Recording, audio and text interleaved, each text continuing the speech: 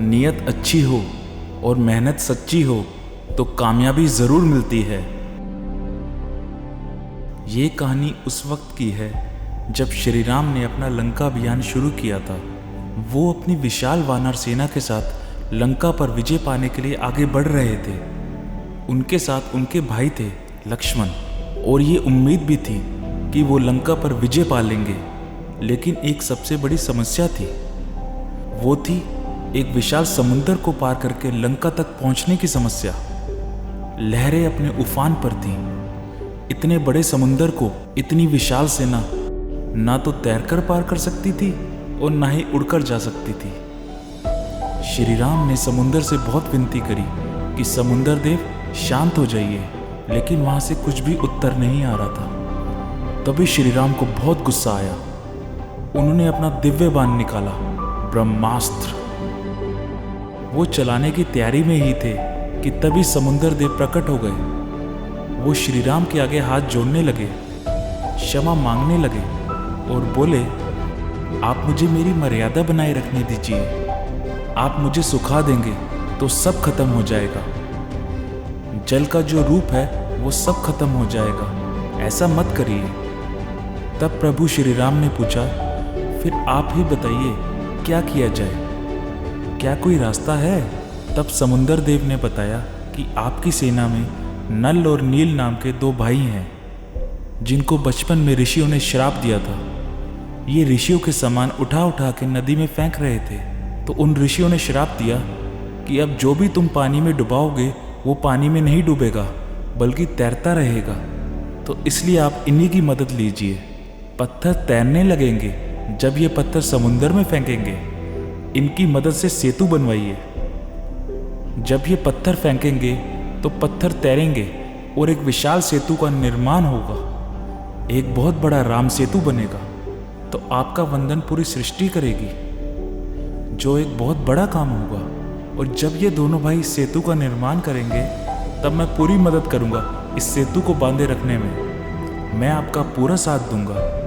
तब प्रभु श्री राम ने कहा, ठीक है, अब यही होगा। उन्होंने अपनी सेना से कहा कि लग जाइए काम पर। पत्थरों पर जय श्री राम लिखा गया। पत्थर तैरने लगे, राम सेतु का निर्माण होने लगा और प्रभु श्री राम शिव भक्ति में तपस्या करने बैठ गए। तभी उन्होंने देखा कि एक छोटी सी गिलहरी सेतु बनाने में अपना योगदान दे रही थी। पता नहीं क्या कर रही थी। कभी समुद्र में सेतु के पास जाती, कभी पत्थरों के पास वापस आती। वो बार बार यही कर रही थी। श्री राम जी को लगा ये कुछ तो कर रही है।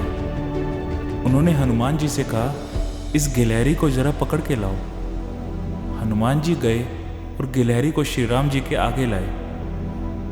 तब हनुमान जी ने श्री राम जी के सामने उस गिलहरी से पूछा कि इतना विशाल सेतु का निर्माण हो रहा है, आप कहाँ इस बीच में परेशान हो रही हैं? तब उस गिलहरी ने कहा कि भगवान माफ़ कीजिएगा, आज आपने धर्म के लिए युद्ध छेड़ा है, नारी सम्मान के लिए, नारी की रक्षा के लिए, माता सीता की रक्षा के लिए, उनके गौरव और गरिमा के लिए आपने जो युद्ध छेड़ा है उसमें मैं भी अपना योगदान देना चाहती हूँ।